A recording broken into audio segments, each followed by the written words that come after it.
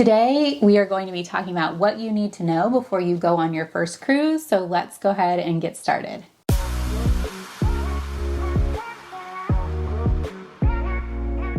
Going on your first cruise can definitely be an intimidating experience. So today we're going to be sharing with you some things that we learned and took away from our first cruise experience.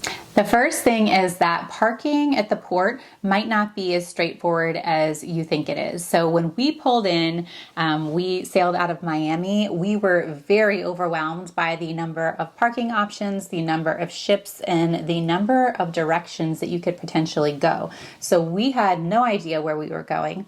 Had we known, we would have looked at our cruise documentation a little bit closer, and that actually tells you exactly where you need to go. However, even when we found out where we needed to go, we still had a lot of trouble finding it. So that might be something that you want to map out in advance, or just know that it's difficult to find and just start asking people as soon as you get into the parking area.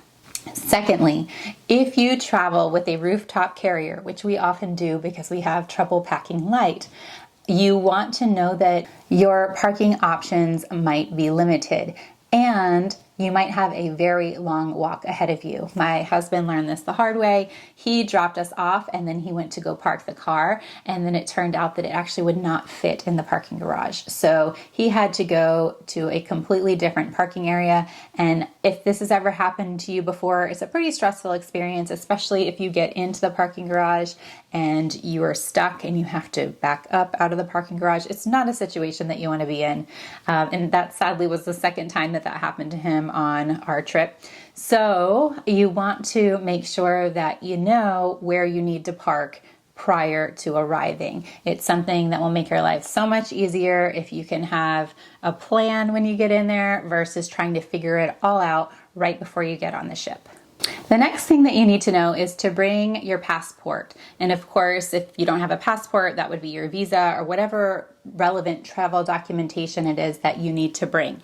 A lot of times people wonder if you should bring your children's passports. If they have them, I would suggest bringing them. Technically, if you are sailing somewhere like Mexico or the Bahamas or Canada from the United States, then children under 16 just need their birth certificate, so you're okay. But our kids have passports, so we figured it would just be easier to bring those along. But you definitely want to make sure that you either have their birth certificates or passports or something that you can show, documentation to prove that they are who you're saying that they are, and that they can, to make sure that they can get on and off the ship. My next tip is to sign up for the excursions that you really want early. Now, if you are booking a celebrity cruise, then you will notice that you actually get a discount for booking those excursions. I would imagine that might be the same thing for some of the other cruise lines as well, but you actually get a discount if you book your excursion prior to getting on the ship. So two main reasons to book in advance. One is it's going to make sure that you get to do the excursions that you want to do, because a lot of time some of them will sell out.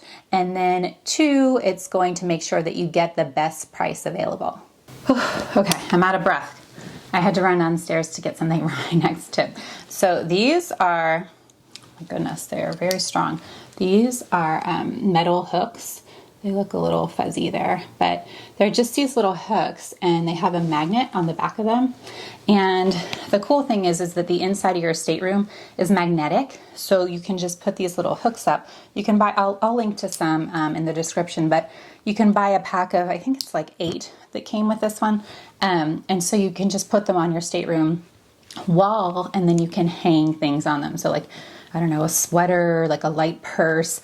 But they're really, really, I don't know if you can tell how powerful these are, but they're like really, really strong magnets. So they are a little bit on the smaller side, but I'm sure there's other options out there. But, it can be tricky in some of those staterooms because they're quite small. So it just gives you another option as a way to kind of add more creative storage space.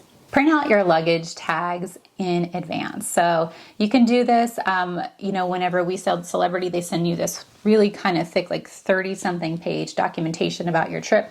And those tags are within that documentation. So you print those out ahead of time. We got these cheapy plastic luggage tags. They're different than the luggage tags that you use when you're flying.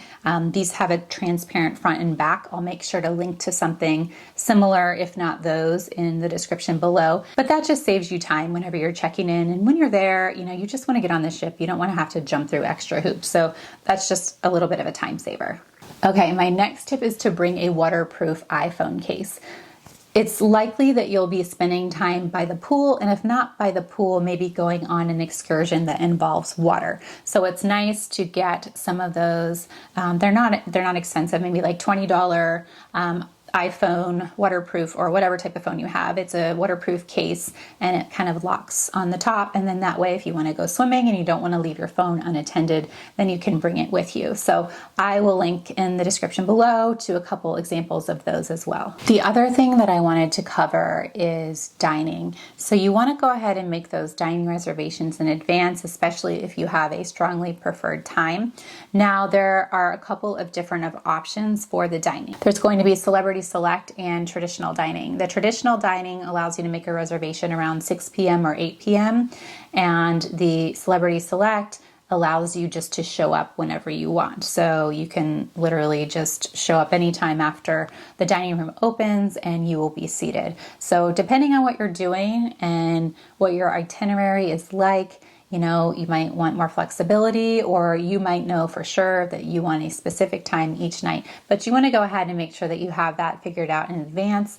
And if you're using the app, it makes it super simple to do that. Another thing to remember is that not all dining options are included. So there are a lot of dining options to choose from on the ship, but if you want to have more of a specialty experience, then just know that you will be paying out of pocket for those restaurants. My other tip is about the pool. So my experience was that if you wanted to get in the pool and not be like squished in there like sardines, then you want to go early in the morning or later in the evening. And another thing that I did notice is that on port days, the pool was also less crowded. So that would be another time to get in there.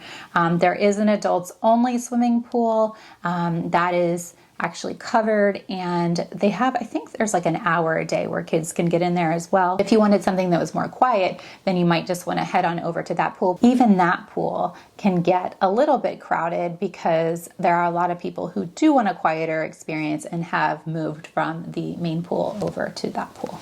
I'm sure that there are many more tips out there that I'm not forgetting, but I wanted to go ahead and share this with you while it was on my mind. Maybe I will make a part 2. I would be really curious to know, if you have been on a cruise, what were some things that you learned after your first cruise that you wish that you had known prior to going on the cruise? Go ahead and feel free to drop those down in the comments. And if you found this video to be helpful, it really helps our channel if you give it a like. We are going to be going on another cruise. We're actually going to be sailing on Princess Cruise Line this summer, so stay tuned for more cruise content. If you did not know, we also have a very big Europe trip planned, which we're going to be covering this summer as well. So if any of those things sound interesting to you, then make sure that you hit that subscribe button. Thank you so much for watching. As always, I appreciate you tuning in. We put out videos like this to help fellow travelers get insider details about destinations that we've visited. We also love sharing places that we've discovered with you to hopefully inspire you for future trips.